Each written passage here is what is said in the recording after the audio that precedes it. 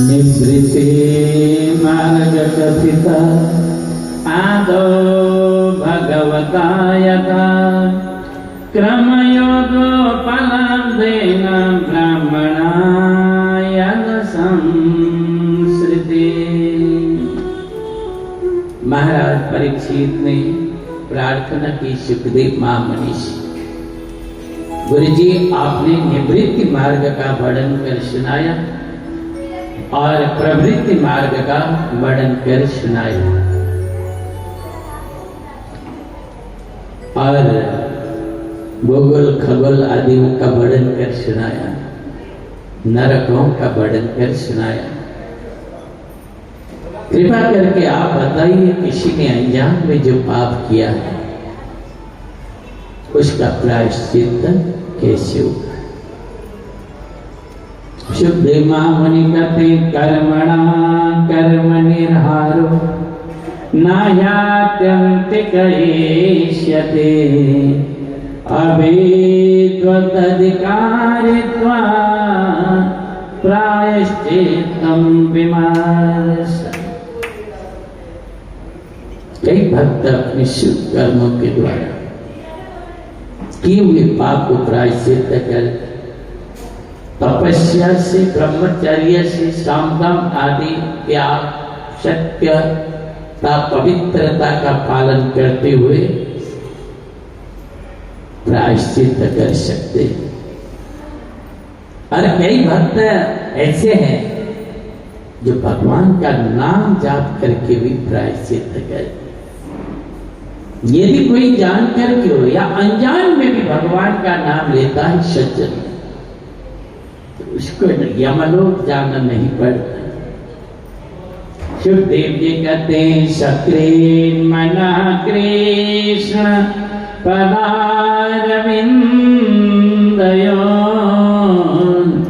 निवेशितां तद गुणरागेर्या न ते यमं पाशभृतास्तद्वटा स्वप्ने पश्यन्ति जीर्ण निष्कृता। किसी ने परमात्मा भगवान कृष्ण के चरण कमल का बंधन किया, भगवान का गुणानुवाद गान किया है, तो उसको स्वप्न में भी यमलोक जाना नहीं पड़ता। इस विषय में मैं आपको एक कथा सुनाऊंगा। कान्यकूब्ज नाम का एक देश था। उस गांव में एक ब्राह्मण रहते थे जिनका नाम था अजा। अजा माने माया, संसारिक माया में लिप्त हुआ प्राणी को अजामिल कहते हैं। कान्यकूब्ज द्विजः कश्चित् दासी पतिरजामिला नाम्ना नष्ट सदाचारो दास्या संसर्ग दूषिता। पहले तो बहुत अच्छा था, पढ़ा लिखा था, विद्वान था। दासी के संसर्ग से इनकी बुद्धि नष्ट हो गई और खराब कर्म करने लगा। समय बीता चला गया। अब अजामिल ऐसा डाकू हो गया। अजामिल का नाम लेने से सब डर जाते। गृहस्थ आश्रम में रहता था। अजामिल के 9 बच्चे हो चुके थे। कभी कभी भगवान पापियों को भी अवसर प्रदान करते हैं मुक्त होने के लिए। अजामिल को मुक्त करने के लिए भगवान ने व्यवस्था की। चतुर्मासा का समय आया। चतुर्मासा आषाढ़ शुक्ल एकादशी से लेकर कार्तिक शुक्ल एकादशी तक का जो समय है, इसको चतुर्मासा कहा गया है। चतुर्मासा के समय में भागवत सुनने से, यज्ञ करने से, पुण्य कर्म करने से बहुत पुण्य होता है, बहुत बड़ा फल मिलता है, ऐसा शास्त्र का कथन है। निष्काम कर्म करने वाले लोग प्राय करके अनुष्ठान करते हैं। काशी के बड़े बड़े संत वृंदावन में जाकर के अनुष्ठान करते थे, जा रहे थे। संध्या का समय हो गया, सूर्यास्त का समय हो गया, ठहरने के लिए जगह ढूंढने लगे। ग्वाल लोग गौ चरण करके वापस आ रहे थे गाय को लेकर। संतों ने पूछा, बेटे यहाँ पर कहीं ब्राह्मण का घर है? क्यों महाराज जी, हम लोग ठहरना चाहते हैं। ब्राह्मण बोलने से पवित्रता का आवाज होता कि ब्राह्मणों के घर में जाएंगे, वहां पवित्रता है, सत्यता है। संतों के लिए भी ये भाव जगते थे। ग्वालों ने कहा, महाराज जी हमारा घर है, हमारे पास दुधारू गाय है, बहुत सारा दूध हम लोग काटते हैं, तो अच्छी सेवा होगी आपकी, हमारे घर पे चलिए, हम लोगों को भी सेवा करने का अवसर। संतों ने कहा, नहीं, मैं ब्राह्मण के घर में जाऊंगा। सब संतों ने कहा, हम ब्राह्मण के घर में जाएंगे। बताओ, ग्वालों को गुस्सा आ गए, हमारे घर में नहीं जाएंगे, इनको ब्राह्मण ही चाहिए। अजामिल का घर दिखा दिया, महाराज जी अजामिल ब्राह्मण का घर है, आप वहां जाओगे, आपकी बहुत अच्छी सेवा होगी। संत लोग अजामिल पापी के घर में पहुंचे। अलग जगाया संतों ने, क्योंकि जो असली सन्यासी है गृहस्थियों के घर के अंदर नहीं प्रवेश करते। शास्त्र ऐसा कहता है, सन्यासी लोग गृहस्थियों के घर के अंदर नहीं डूबते। बाहर आंगन में धुनी लगाया, वहीं पर बैठ गए। अजामिल की पत्नी आई, प्रणाम किया, संत भगवान आप लोगों ने रास्ता भूल गया क्या? क्यों देवी, ये ब्राह्मण का घर नहीं है, घर तो ब्राह्मण का, पर पानी पीने लायक ब्राह्मण का घर नहीं।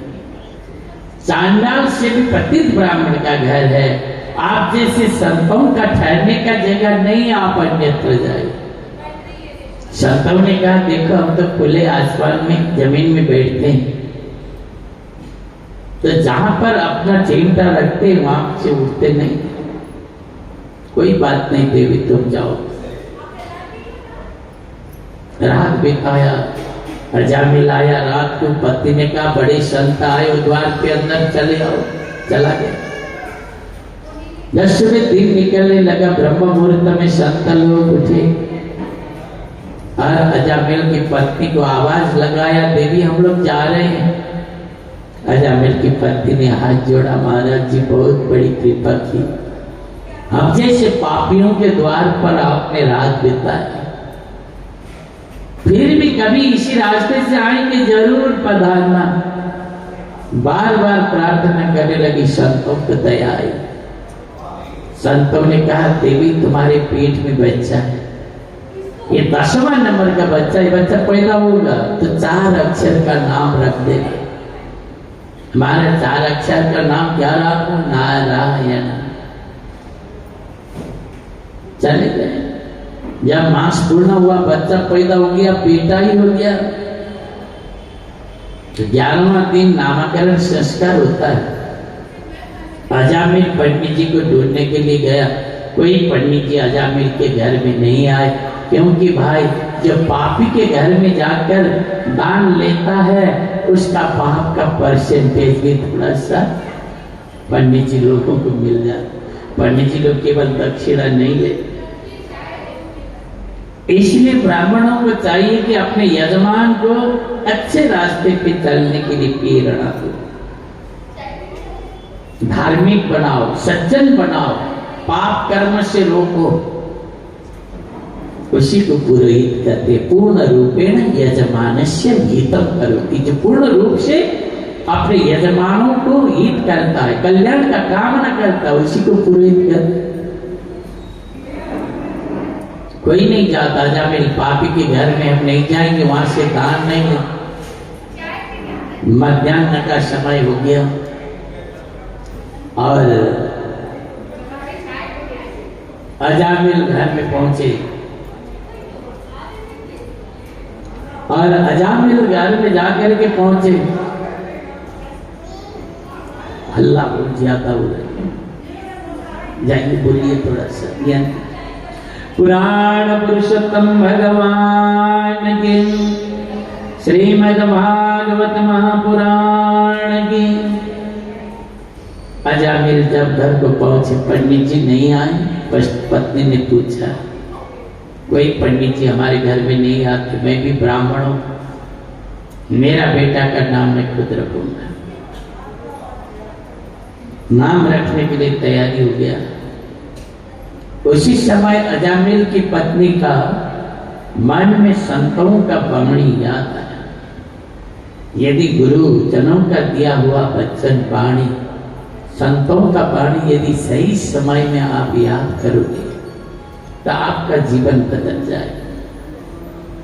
अजामिल की पत्नी ने कहा, देखो 9 बच्चों का नाम तो आपने रखा, अब ये 10वां बच्चा, इसका नाम मैं रखूं। ठीक है, आप रखो। उनका नाम नारायण रख दिया, 4 अक्षर का। सबसे छोटा बेटा था। अब तो बुलाते नारायण, तुम आओ। नारायण कहाँ गए हो? नारायण ऐसा करो, नारायण वहां जाओ, नारायण यहाँ आओ। बच्चों को पता नहीं कितने बार बुलाते माँ बाप। अजामिल बूढ़ा हो गया, मृत्यु के मुख में पहुंच गया। यमदूत हाथ में पाश लेकर के अजामिल के पास में आए और अजामिल ने देखा यमदूतों को, भयभीत हो गया और अपने बेटा को बुलाया, नारायण। एकदम में प्राण निकल गया, अंतिम शब्द नारायण बना। तो भगवान विष्णु के पास वहां पर आ पहुंचे। जीवन भर तपस्या करने वाले योगी, जब भगवान का नाम लेने वाला भक्त भी प्राण त्यागते समय भगवान का नाम उच्चारण नहीं कर सकता, पर अजामिल पापी नारायण मंत्र का जाप करते हुए प्राण को त्याग रहा है। भगवान के पास विमान लेकर वहां पर आ पहुंचे। एक और यमदूत है, एक और भगवान विष्णु के दूत है। यमदूतों ने पूछा, महाराज आप लोग कौन हो? भगवान के पार्षदों ने कहा, भगवान हरि के पार्षद है। क्यों आए हो? अजामिल महात्मा को लेने के लिए आए। आप लोग कौन हो? यमदूत है। क्यों आए हो? अजामिल पापी को लेने के लिए आए। विवाद हो गया। इसी विषय में अजामिल फिर जाग उठा। यमदूत ले जाते तो मरा ही रह जाता। सुनने लगा ये संवाद। अजामिल ने सोचा कि मैंने अपना बेटा को बुलाने से इतना बड़ा पुण्य हो गया, भगवान का नाम मेरे मुख से आने से। तब मैं उठ करके खुद जाकर तपस्या करूंगा, ये निर्णय किया और अजामिल उठ करके भाग गया। विष्णु तो यमदूत का संवाद चल रहा था। इति जात सुनिर्वेद क्षण संगेन शांतु गंगा द्वार मुपेयाय मुक्त सर्वान वंदन। हरिद्वार में जाकर के तपस्या करने लगा और सांसारिक बंधनों से मुक्त होकर अजामिल ने मोक्ष पाया, भगवत नाम प्राप्त किया। विष्णु के पास उनको लेकर के वैकुंठ को चले गए। यमदूत वापस यमलोक में गए, बड़े दुखी होकर के पहुंचे। यमराज ने पूछा, आप लोग क्यों दुखी हो? यमदूतों ने कहा, महाराज पहले तो ये बताइए, पाप और पुण्य का बंटवारा करने वाले, न्याय देने वाले धर्मराज इस दुनिया में कितने हैं? यमराज ने कहा, मैं अकेला हूं। क्यों ऐसा प्रश्न पूछा? यमदूतों ने कहा, कति संति शास्त्रानो जीवलोकस्य वै प्रभो तैवेद्यं कुर्वतः कर्म फलाभिव्यक्तिः। क्यों ऐसा प्रश्न पूछते हो? मैं अकेला ही हूं धर्मराज। तो महाराज, अजामिल जैसा पापी यदि वैकुंठ का अधिकारी होता है तो यमलोक में ताला मार दो भाई, कोई नहीं आएगा। यमराज जी ने कहा, ये संकीर्तन का महात्म्य है। कहते हैं, एतावताल मगनिर्हरणाय पुंसा संकीर्तनम भगवतो गुणकर्मणाम् विक्रोश्य पुत्र भगवान यदजामिलोपि नारायणेति म्रियमाण इयायमोक्ति। ये संकीर्तन का महात्म्य है। यदि जानकर के उस अनजान में हो, यदि कोई भगवान का नाम लेता है सज्जनों, तो उसका शरीर पवित्र हो जाता है। अग्नि में जानकर हाथ डालोगे, अग्नि जलाएगी। अनजान में हाथ डालोगे तो भी अग्नि का स्वभाव है जलाना, जलाएगी। इसलिए किसी भी तरह से भगवान का नाम यदि कोई लेता है तो वो पाप से मुक्त हो जाता है। तो महाराज कैसे लोगों को लिया जाए, कैसे लोगों को लाया जाए नरक में, कैसे लोग नरक के अधिकारी होते हैं? कहते हैं कि हुआ न भक्ति भगवद गुण नाम देयम चेतन स्मरति चरणारविंदम कृष्णाय नो नमते चिरये कदापि ताना नयत्वमसतो कृतवेशुके। ये कि जीवा कभी भगवत नाम नहीं ले, ऐसे लोगों को तुम यमलोक ले आना। जिसका चित्त भगवत चरण का स्मरण नहीं करता उनको यमलोक में ले आना। जिनका सर कभी भगवान के चरण में नहीं झुकता, अपने से बड़ों के सामने नहीं झुकता, ऐसे लोगों को नरक में ले आना। आदेश दे दिया। इस पवित्र इतिहास को अगस्त्य महामुनि मलयाचल पर्वत में गान करते सज्जनों, इस इतिहास से हमें ज्ञान मिलती है कि अपने बच्चों का नाम भगवान के नाम से मिलाकर रखना चाहिए। कि हमारे इस देव भूमि में पैदा हुआ आदमी दुनिया में कहीं भी जाएगा, नाम से पता चलेगा कि ये देव भूमि से आया हुआ है, ये भारत वर्ष में पैदा हुआ आदमी है, सबको पता चले। पहले ऐसे नाम रखते थे सब भगवान के नाम से मिलाकर, पर आज नया जमाना है। तो आजकल क्या करते हैं कि कंप्यूटर में देखते हैं ना, अरे भाई जब बच्चा पैदा होता है नया नाम ढूंढना है तो विष्णु सहस्त्र नाम देखो, 1000 नाम है विष्णु। गोपाल सहस्त्र नाम देखो, कृष्ण के 1000 नाम। हनुमत सहस्त्र नाम देखो, हनुमान जी के 1000 नाम। शिव सहस्त्र नाम देखो, शिव जी के 1000। कितना नाम ढूंढो, बहुत सारे नाम मिले। यदि बेटी पैदा हुई, गायत्री सहस्त्र नाम देखो, राधा सहस्त्र नाम देखो, सीता सहस्त्र नाम देखो, दुर्गा सहस्त्र नाम देखो, सब में 1000 नाम रखना चाहिए। अभी इंटरनेट में हम लोग नाम देखते हैं विदेशी लोगों का, जब बच्चे बड़े हो जाते सब छोड़ करके चले जाते और उनके माता पिता अकेले पड़ जाते हैं। कुत्तों को पालते विदेशी लोग, और जब कुत्ता मर जाता है ना उसका नाम कंप्यूटर में डाल देते नाम अच्छा, जब उसका प्रिय वही है बुढ़ापा का शब्द नहीं। अब बच्चे लोग सब छोड़ के चले जाएंगे, भाई कुत्ता पाल के बैठते कुत्ता को साथ में, वो मर जाता है तो प्रेम भाव से उनका नाम डाल देता है। इंटरनेट में हमारे लोग अपना इतना महान ग्रंथों को क्या करो इस नाम का नाम रख देते अपने बच्चों का, तो हमारी कैसे मुक्ति होगी मेरे भाई? इसलिए अपने बच्चों का नाम रखते समय उनको याद रखना चाहिए। इतिहास हमें ये ज्ञान देती है, ऐसा ज्ञान हमको पालन करना चाहिए। बोलिए आनंद कंद भगवान की।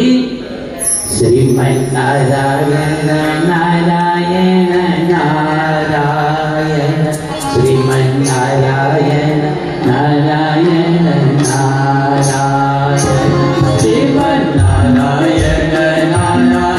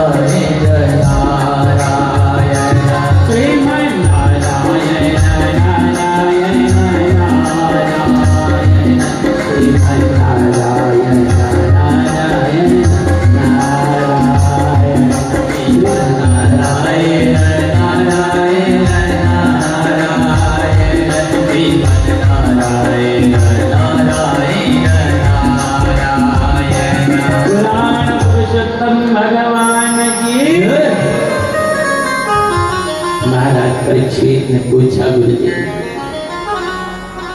आपने चतुर्दश कथा में बताया था प्रचेताओं का बेटा प्रजापति दक्ष हुए, उनके आगे का जो कथा है आप वर्णन।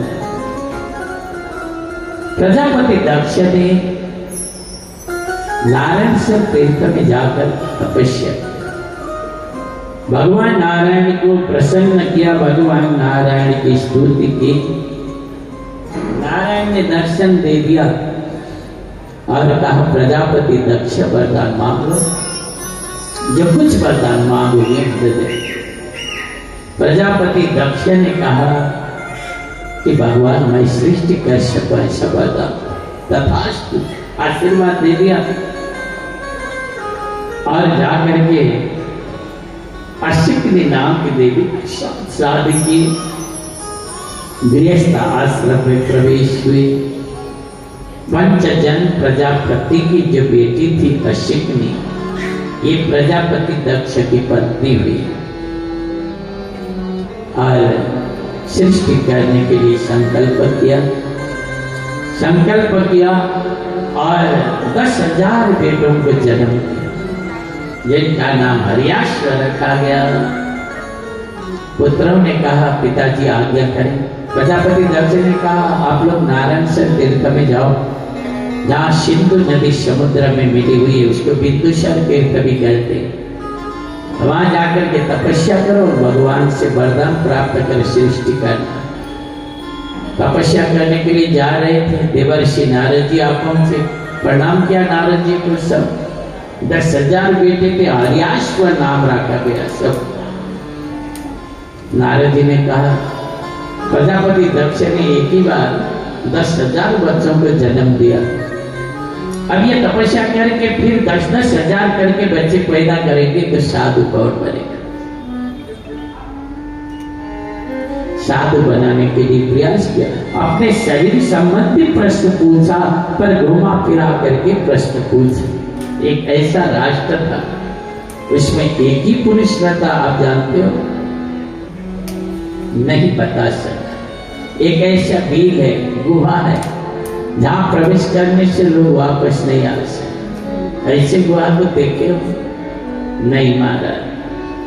तो आप बताओ एक राष्ट्र में एक ही पुष्टली नारी रहती है जो रोज नई नई पतियों का अन्वेषण करती है, ऐसी नारी को देखा, कहा कि नहीं मारा। नदी उभयतो बाहम पंच पंचाभूतम गृहम, एक ऐसी नदी है जो दोनों तरफ बराबर बहती है। ऐसे नदी को देखा नहीं, तो 25 पदार्थों से निर्मित एक मकान है, इसको देखा नहीं देखा। पृथ्वी का अंत्य देखा नहीं देखा। तो तुम तपस्या करके सृष्टि करके ही क्या करोगे? अपने पिता का आज्ञा पालन नहीं कर पाओगे बच्चों, इसलिए तुम संन्यास ग्रहण करो, भगवान के भक्ति मार्ग में लाग जाओ।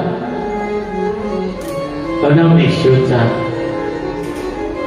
एक प्रश्न का भी हमने उत्तर नहीं दे सका नारद जी का, तो किम सत्कर्म वीर भवे, फिर हम कैसे पिता का आज्ञा पालन करेंगे और हम सृष्टि करके ही क्या करेंगे? सब साधु हो गए, पृथ्वी परिक्रमा में लगे।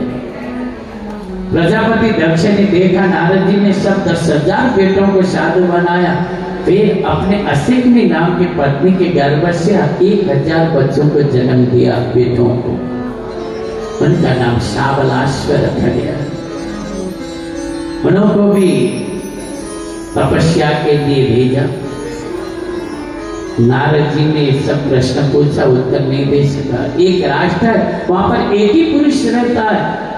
कहने का मतलब ये कि ये राष्ट्र हमारा मानव शरीर है, यहाँ पर रहने वाला पुरुष हमारे अंदर की जो आत्मा है उसको जानते हो?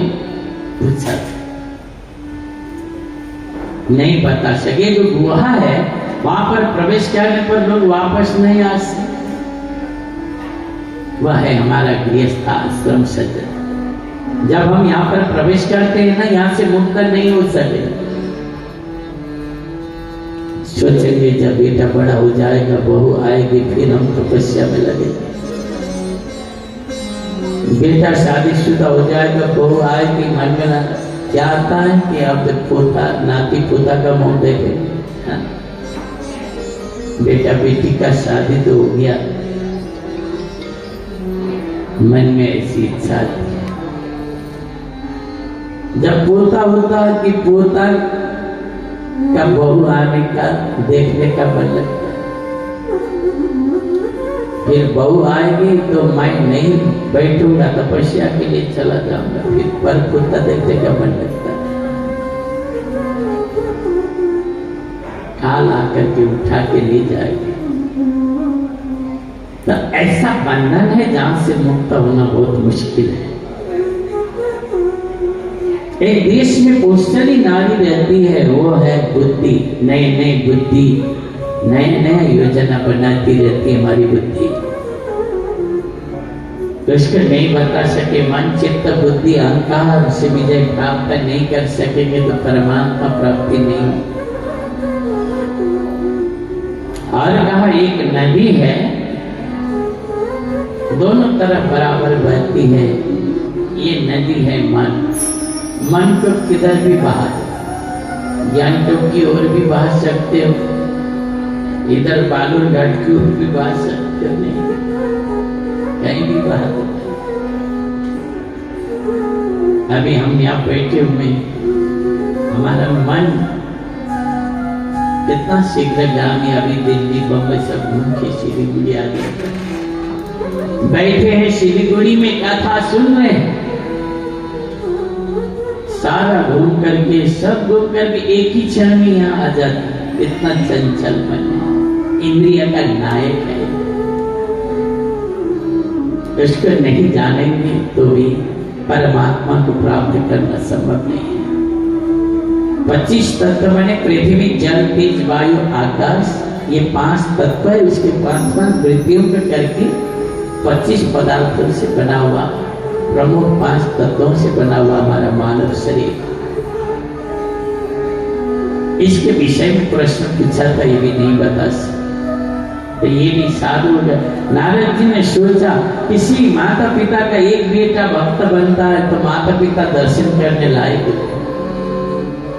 11,000 बच्चे प्रजापति दक्ष के भक्त हो गए।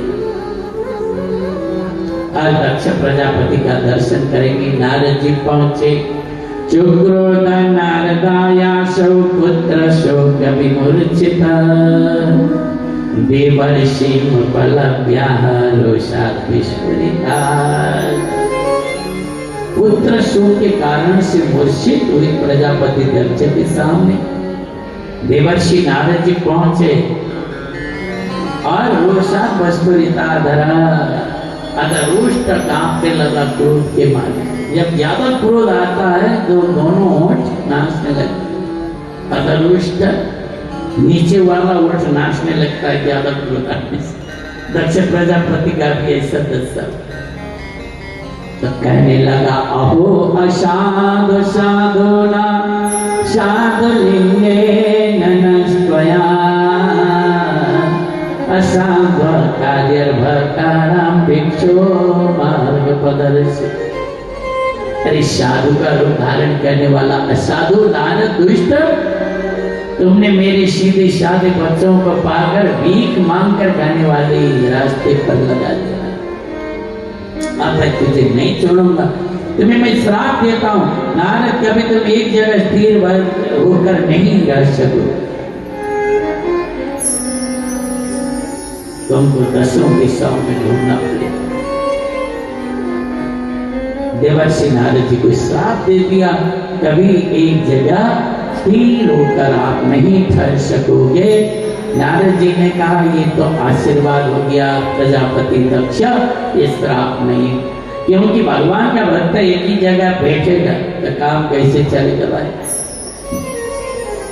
अब मैं तीनों लोगों में घूम करके भगवत नाम का प्रचार प्रसार करूं, आशीर्वाद दे।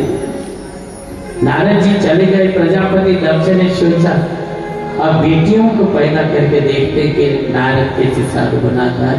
7 कन्याओं का जन्म दिया और कन्याएं बड़ी हो गई, शादी के लायक हो गए। 10 कन्याओं को धर्म के साथ शादी और 27 कन्याओं का विवाह चंद्रमा के साथ में हुआ।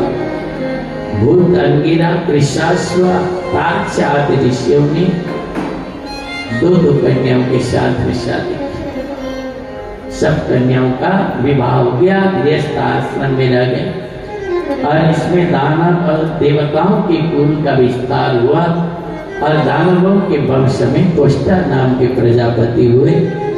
इनके वंश में विश्वरूप नाम के आचार्य हुए, जिनको इंद्र ने गुरु बनाया।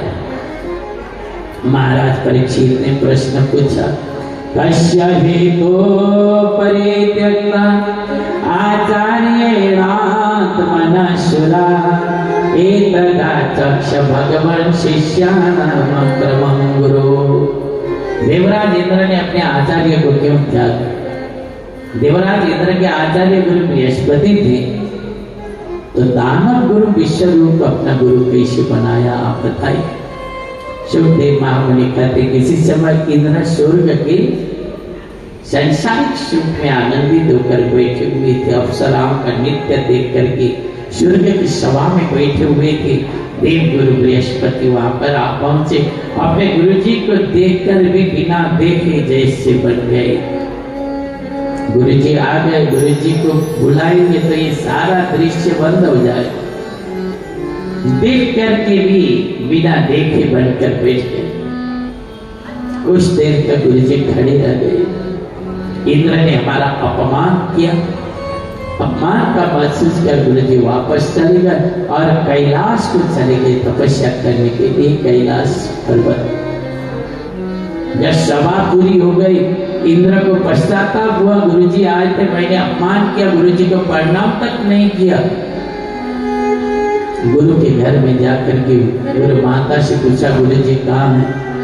गुरु माता ने कहा इंद्र पता नहीं है, तपस्या के लिए चले गए। गुरु न होने से देवताओं का शक्ति छीन हो गया। सज्जनों, देश में शक्ति छीन होने से इंद्र दुखी हो गए। गुरु जी बहुत दिन तक नहीं आए और शुक्राचार्य गुरु जी के पास में पहुंचे। इंद्र, गुरु जी आप हमारा गुरु बन जाओ। शुक्राचार्य गुरु जी ने कहा, इंद्र हम तो दानव गुरु है, आपके गुरु कहाँ गए? मुझे त्याग दिया, आप मेरे गुरु बन जाओ। शुक्राचार्य ने कहा, मैं आपका गुरु नहीं बन सकता। मातृकुल दानव पितृकुल देवता होकर के हमारे दानव कुल में एक आचार्य जी जिनका नाम है विश्वरूप। आप उनको अपना गुरु मान। विश्वरूप जी से प्रार्थना क्या पाली तो मना किया कि मैं आपका गुरु नहीं बनूंगा, पर इंद्र ने बार बार प्रार्थना करने पर पुरोहित पद स्वीकार। पहले तो पुरोहित पद का निंदा किया, विश्वरूप ने स्वीकार नहीं किया। जब इंद्र ने बार बार प्रार्थना की तो स्वीकार किया। विश्वरूप इंद्र के गुरु बन गए। स्वर्ग में जाकर रहने लगे। उनके पास एक नारायण कवच नाम की विद्या थी। इंद्र को विद्या प्रदान किया। इंद्र ने नारायण कवच विद्या धारण की सज्जनों। जिस विद्या को कैसे धारण करना चाहिए परीक्षित ने पूछा। सुखदेव जी कहते गौतांग्री पाणिराचम्य सपवित्र उदं मुखा कृत स्वाम्य करन्यासो मंत्राभ्याम भाग्यत। धोया हुआ पवित्र कपड़ा धारण करके सबसे पहले उत्तर मुख कर बैठना चाहिए और करन्यास हृदयादि न्यास आदि करना चाहिए। अंग न्यास करना चाहिए। ओम नमो नारायणाय, ये अष्टाक्षर मंत्र है भगवान नारायण। और इसी तरह से ओम नमो भगवते वासुदेवाय, ये द्वादशाक्षर मंत्र है। ओम विष्णवे नमः, ये षडाक्षर मंत्र। इन मंत्रों से न्यास करना चाहिए और इस विद्या का धारण करना चाहिए। ओम हरिर्विदद्यान् मम सर्वरक्षाम् न्यस्तां पद्मा पतगेन्द्र प्रेष्ठे दयारि चर्मासि गदेषु चाप पाषाणदनानोऽष्टगुणोऽष्टवा जलेषु मां रक्षत मत्स्यमूर्ति यादो गणेभ्यो वरुणस्य पाशात् स्थलेषु माया बटुवा मनोव्या त्रिविक्रम खेवत विश्वरूप। हरि भगवान हमारी रक्षा करे। जो गरुड़ की पीठ पर बैठने वाले नारायण हैं वो हमारी रक्षा करे। जब मैं जल का यात्रा करता हूँ, जल में प्रवेश करता हूँ तो मत्स्य नारायण भगवान हमारी रक्षा करे। जलेषु मां रक्षतु मत्स्य मूर्ति। जब मैं स्थल की यात्रा करता हूँ पृथ्वी में तो वामन भगवान हमारी रक्षा करे। जब मैं अंतरिक्ष की यात्रा करता हूँ तो विश्वरूप भगवान हमारी रक्षा करे। जब मैं शत्रुओं के बीच में रहता हूँ तो नृसिंह भगवान हमारी रक्षा करे। इस तरह से पूरी अध्याय में स्तुति किया है। भागवत में सर्वश्रेष्ठ विद्या नारायण कवच विद्या है। इंद्र ने धारण किया। ये विद्या कभी गौड़ ब्राह्मण मध्य देश में राजस्थान में एक कौशिक गोत्रीय ब्राह्मण ने धारण किया था और उनकी मृत्यु हो गई। चित्ररथ नाम का गंधर्व सपत्निक होकर विमान में बैठकर जा रहे थे। जहाँ पर इन ब्राह्मणों की हड्डियां थी वहां जाने पर विमान रुक गया और वहां से उतर करके ब्राह्मणों का हड्डी को उठाकर गंगा जी में विसर्जन कर दिया। उसके बाद ही विमान उड़ सका। जिसने नारायण कवच विद्या धारण किया हो, हड्डियों के अंदर भी इतना शक्ति होता है। ऐसी विद्या विश्वरूप ने इंद्र को दे दिया। नए गुरु जी आए, एक बार यज्ञ करके देखते। इंद्र ने यज्ञ का आयोजन किया। आचार्य विश्वरूप जिनके 3 सर थे, एक सर से अन्न खाते थे, एक सर से सोमरस पीते थे, एक सर से मुख से मदिरा पान करते थे। यज्ञ का आयोजन किया, जब हवन करते थे। ओम विष्णवे नमः स्वाहा, ओम इंद्राय नमः स्वाहा। देवताओं का नाम लेकर आहुति देते थे। जब बेटा होकर हम पैदा होते हैं तब हमारे 2 पक्ष तो हम उद्धार करते, एक माँ के कुल का और एक अपने पिता के कुल का। उनको मातृगुरु का स्मरण आया और दानवों को भी आहुति दे दिया। मंत्र धीरे धीरे पढ़ करके हिरण्याक्षाय स्वाहा इस तरह से उच्चारण। यहाँ क्या क्या लिखा है? सएव हि ददौ भागम परोक्षम असुरान प्रति। असुरों को भी आहुति दे दी और इंद्र संकीत हुए, जाकर के सुना तो भाई धीरे धीरे असुरों का नाम लेकर आहुति दे रहे हैं।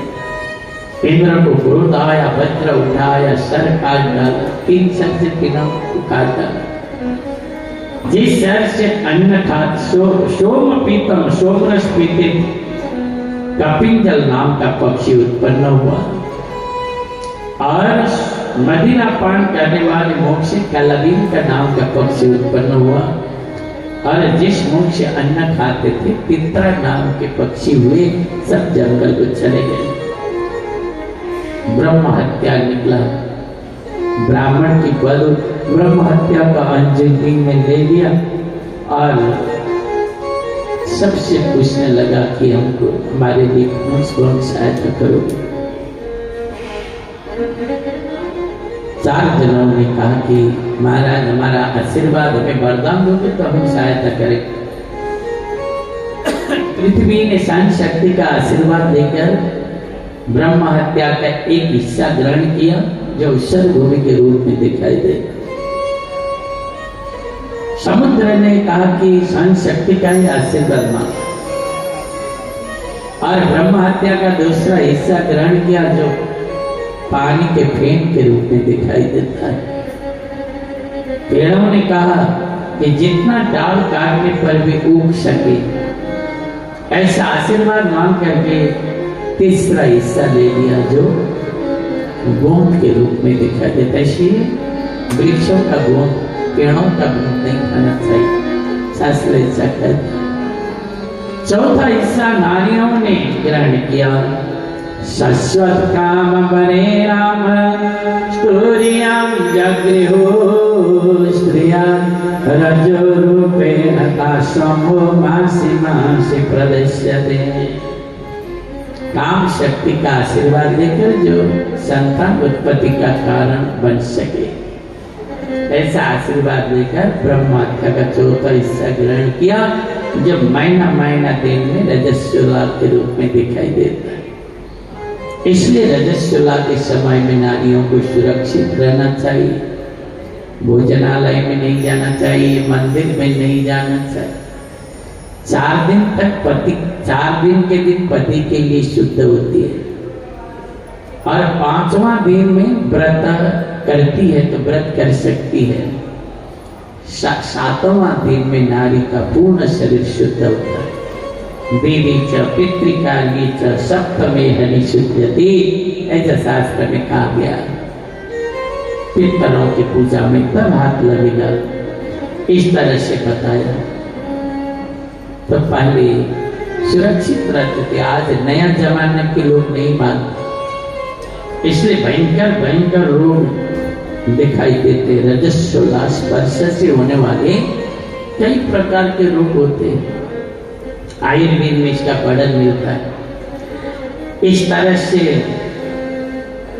ब्रह्म हत्या को ग्रहण किया, इंद्र पवित्र हो गए। दुष्टा प्रजापति ने यज्ञ किया, इंद्र को मारने वाले वीर बेटा को पैदा करने के लिए, पुत्र को पैदा करने के लिए यज्ञ किया। इंद्र शत्रुर विवर्धस्व माचिरम जय वेद्यस। इंद्र को मारने वाला वीर पुत्र हो ऐसा संकल्प किया था। उच्चारण के गलती के कारण से इंद्र के द्वारा मारे जाने वाला वीर संतान हो ऐसा अर्थ लगा। संस्कृत में कई ऐसे शब्द होते हैं, उच्चारण के कारण से अलग अर्थ लग सकता है। इंद्र को मारने वाला संतान हो ऐसा संकल्प किया था, पर उल्टा हो गया। इंद्र के द्वारा मारे जाने वाला वीर संतान ऐसा अर्थ लग गया। वेत्रासुर नाम का पुरुष प्रकट हुआ, आज्ञा करे पिताजी जाओ इंद्रादि देवताओं का वध करो। इंद्रादि देवताओं के साथ में युद्ध करने लगा, सबको परास्त किया। भगवान नारायण के पास में पहुंचे देवगण। भगवान ने कहा इनकी मृत्यु दधीचि ऋषि के हड्डियों से होगा। दधीचि ऋषि के आश्रम में पहुंचे, हड्डी का भिक्षा मांगा। देवताओं के कल्याण के लिए योगाग्नि के द्वारा अपने प्राण को त्याग दिया दधीचि ऋषि, और हड्डियों को लाकर के विश्वकर्मा देवता को दिया। विश्वकर्मा ने वज्र बना करके इंद्र को दे दिया, और रणभूमि में भयंकर युद्ध हुआ। कई बार ऐरावत हाथी के साथ में निकलता था और बाहर निकाल देता था वेदव्यास। विजय प्राप्त करना था। अचानक रणभूमि में इनको भगवत भक्ति जागृत थी। हाथ जोड़ करके भगवान का स्तुति करने लगा। असुर वृत्रासुर रणभूमि कहता है, अहम हरे तव पादे कमूला दासान दासो भवितास्मि गोयम मनः स्मरेतासु पतेर्गुणांस्ते गृणे तवा कर्म करो कार। भगवान आपके चरण में भक्ति करने वाले जो आपके दास है, भक्त है, उनके दास के भी दास का चरण का धूल मुझे प्राप्त हो। मैं अपना मन वाणी कर्म सब कुछ आपके चरण में अर्पित करता हूं।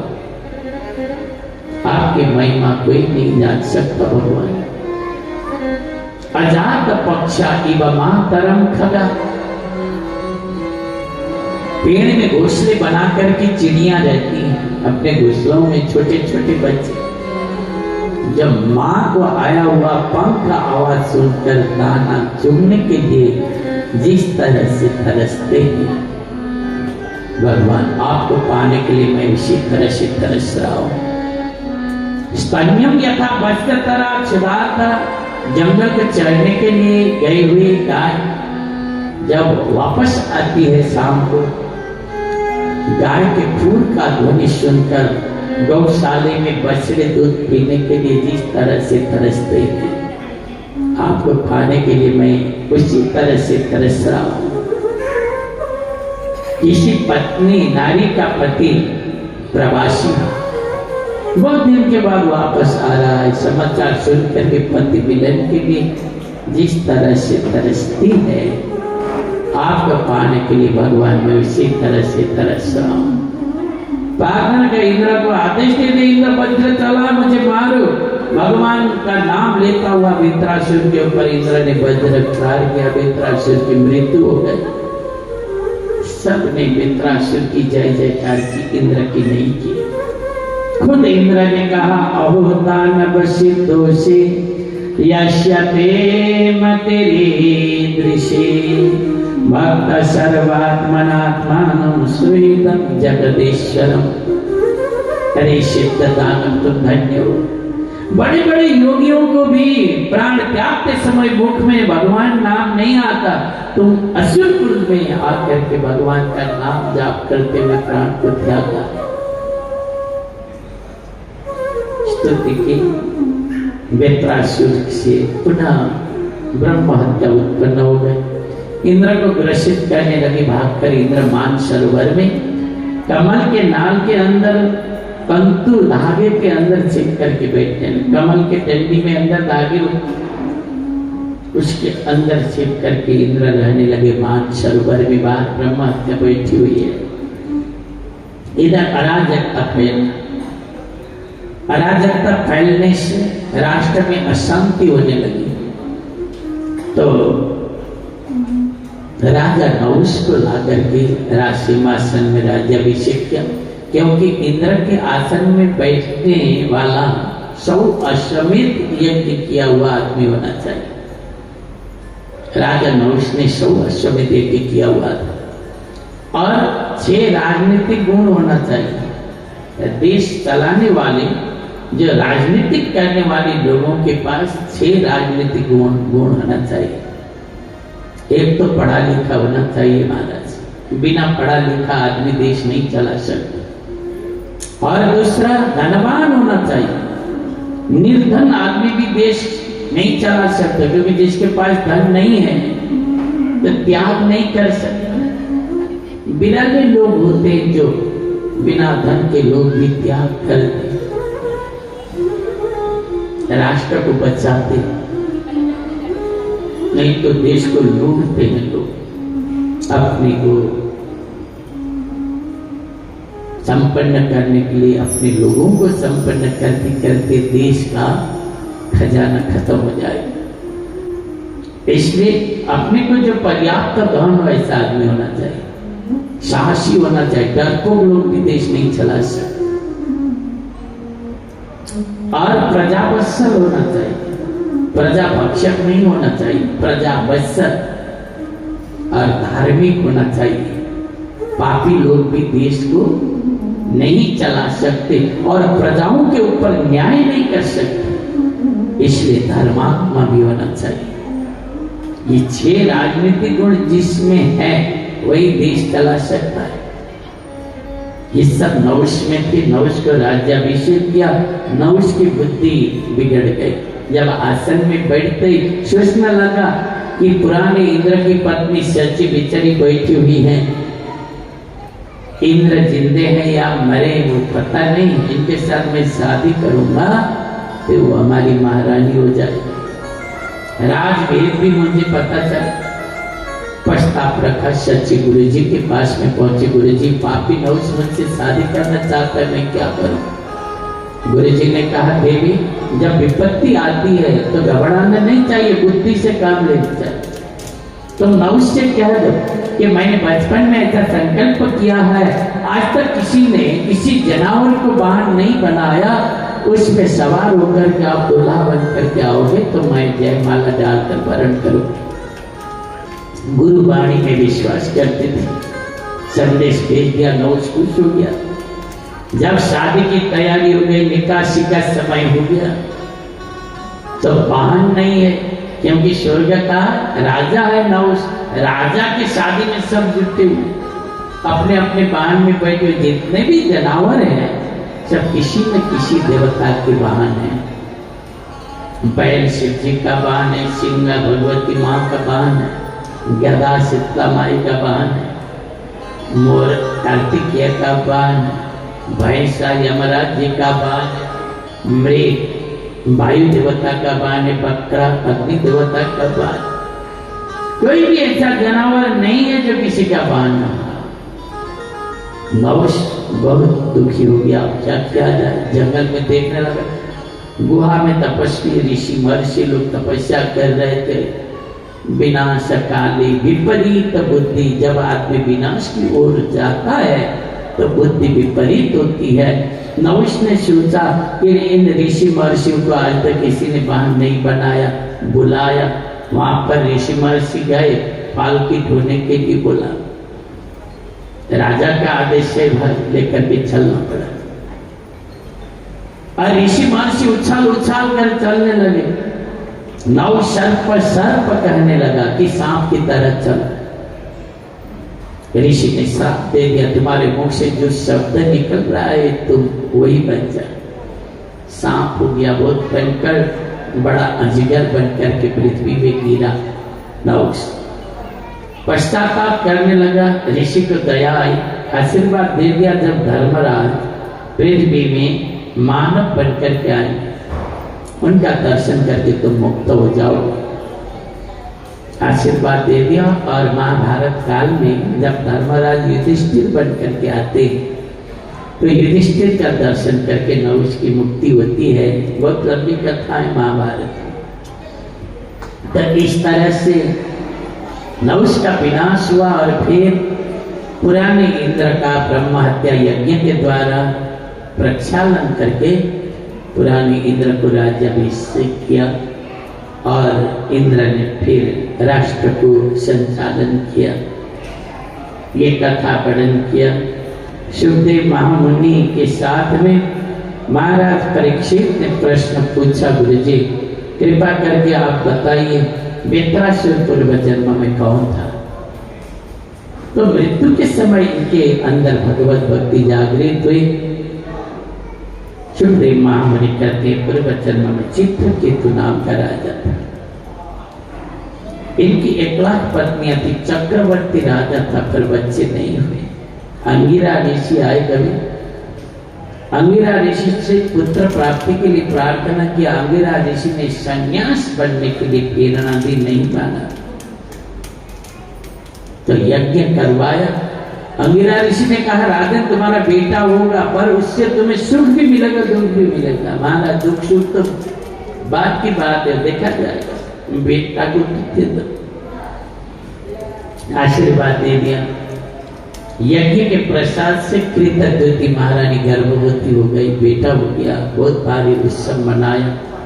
ब्राह्मणों को दानों में सोना दान किया, चांदी दान किया, और बड़े बड़े हाथी घोड़े दानों में दे दिया राजा।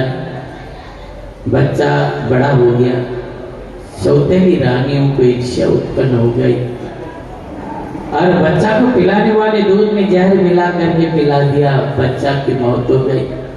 राजा पहले खुश थे, अब इतने दुखी हो गए, चिंतित हो गए। मरा हुआ बेटा को अपने सीने पे लगा करके रोने लगे, और कहते हैं बेटा उठो। उत्तिष्ठता ततै में शिशवो वयस्या स्तोमावयन्त नृपनं धनसां विहर्तुं सुप्तास्थिरां व्यसनया च भवान् परितो भुङ्क्षस्तनं किवशुचो हरनश्वता। बेटा उठो, आज तुम इतने देर तक सो रहा है, आज तुमने दूध भी नहीं पिया है, उठ करके दूध पियो। और तुम्हारे जो मित्र हैं बाहर खेलने के लिए आए हुए, तुम्हारे साथी लोग, तुम जाकर के खेलो। उठो बेटा। मरा हुआ बेटा को छाती पे लगा लगा के फूट फूट कर रोने लगी कृतद्युति। और चित्रकेतु विलपन्त्यमृतम पुत्रम इति चित्र विलापने चित्रकेतु विषम तब तो मुक्त कंठोल्लोदम, मुक्त कंठ होकर के रोने लगे। उसी समय अंगिरा ऋषि नारद जी को लेकर गया पहुंचे। पूछा राजन क्या हुआ? महाराज ऐसा संतान देने से अच्छा नदिया हो ठीक रहता। अंगिरा ऋषि ने कहा मैंने कहा था आपके भाग्य में संतान नहीं है, बेटा होगा, आपको सुख भी मिलेगा दुख भी मिलेगा। पहले आप सुख हुए, अभी दुखी हुए, कोई बात नहीं, सन्यासी बनो। चित्रकेतु ने नहीं माना। देवर्षि नारद जी ने हाथ में जल ले लिया, मरा हुआ बेटा के ऊपर जल की छींटा दी, बेटा उठो।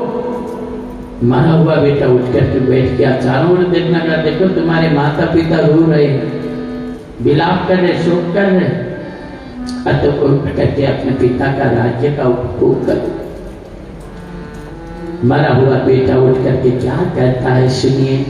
कस्मिन् जन्मयमे मह्यं पितरो मातरो भवन् कर्मभिर्भ्राम्यमाणस्य देवातिर्यन्द्रियो। आप लोगों को मैं नहीं जानता, तुम्हारे माता पिता नहीं होंगे। 84 लाख बार हम पैदा हो चुके हैं, और कभी आदमी बन करके, कभी पशु पक्षी कीट पतंग सब बन करके आए। तो आप लोग मेरे माता पिता होंगे किसी जन्म के, पर आपको मैं नहीं पहचानता और मैं रहना भी नहीं चाहता, फिर मर गया। अब वैराग्य हो गया चित्रकेतु को, जिसको हम अपना मानते हैं वो हमको नहीं जानता, दुनिया बेकार है।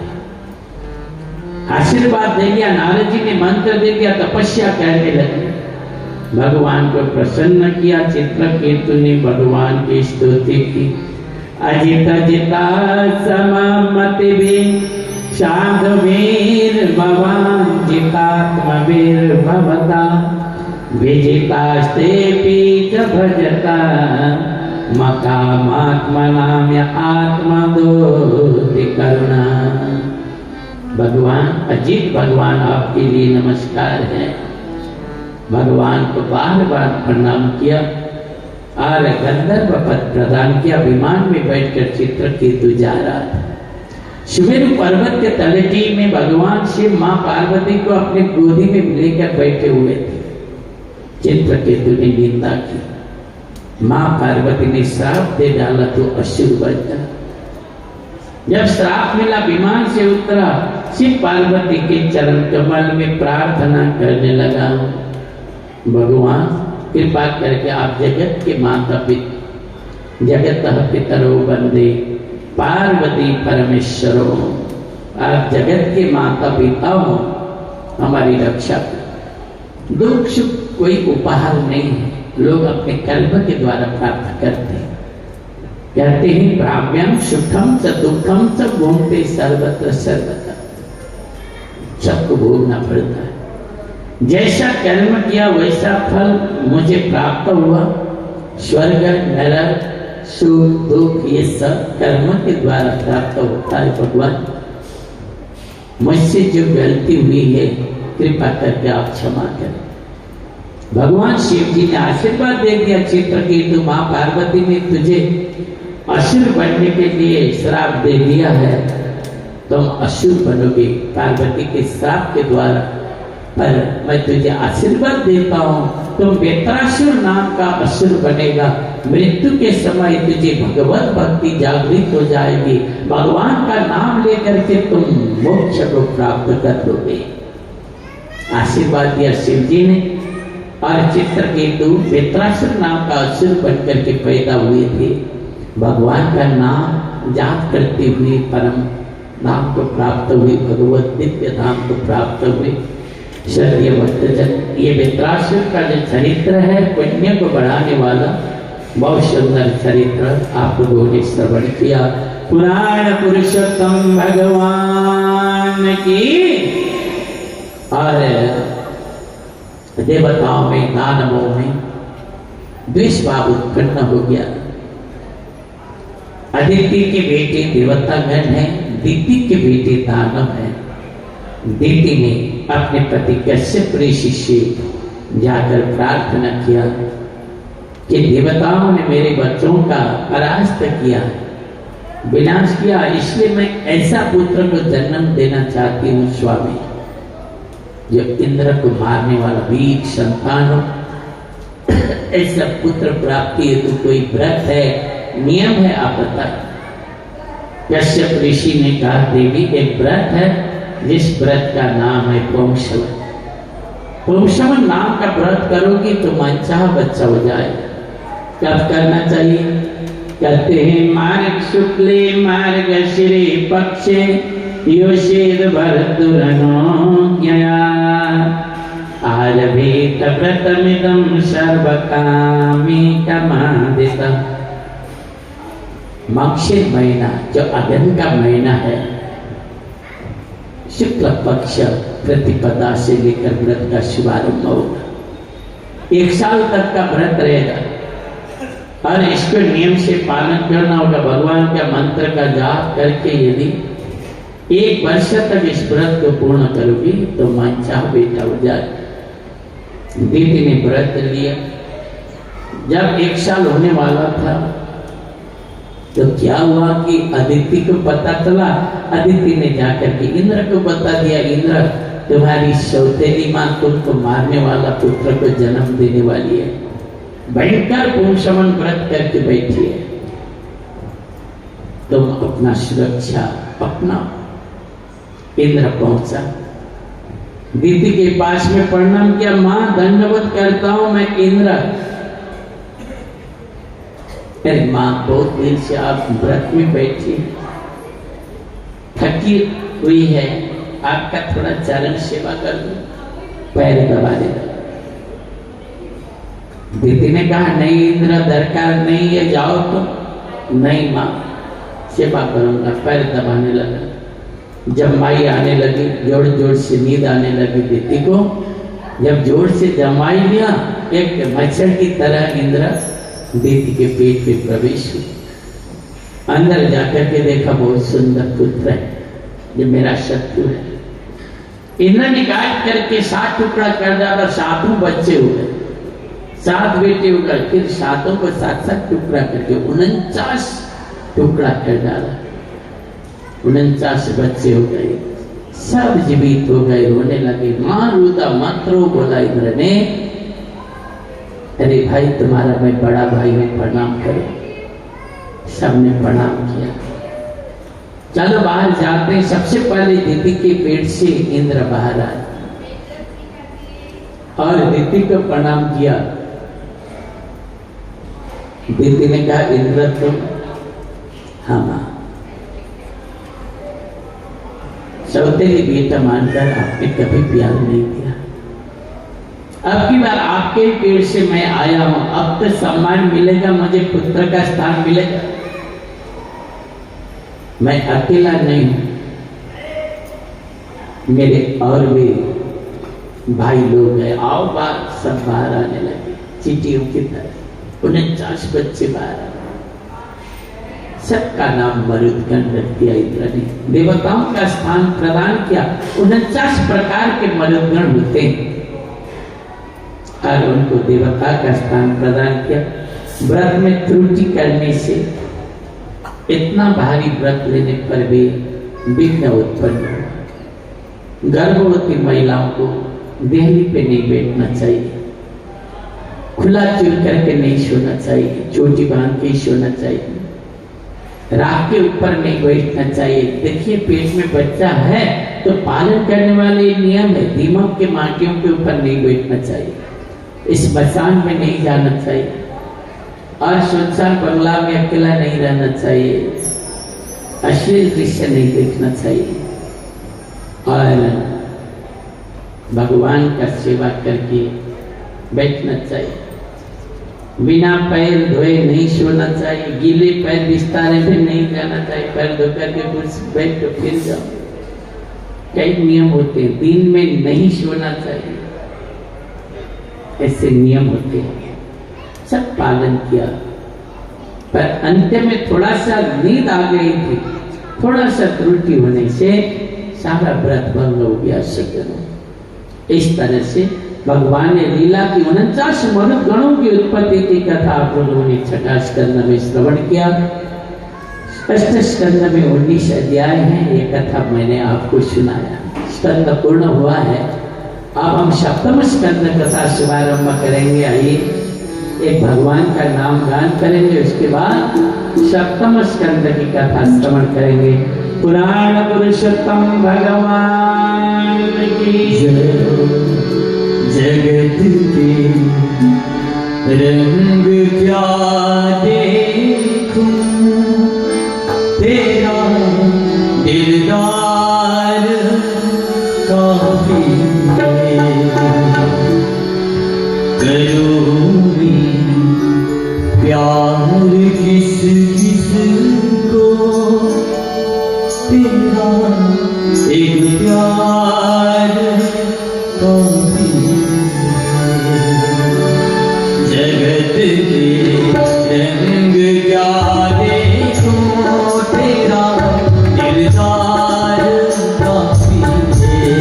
करूँगी प्यार किस किस को, तेरा एक प्यार काफी है। करूँगी प्यार किस किस को, तेरा एक प्यार काफी है।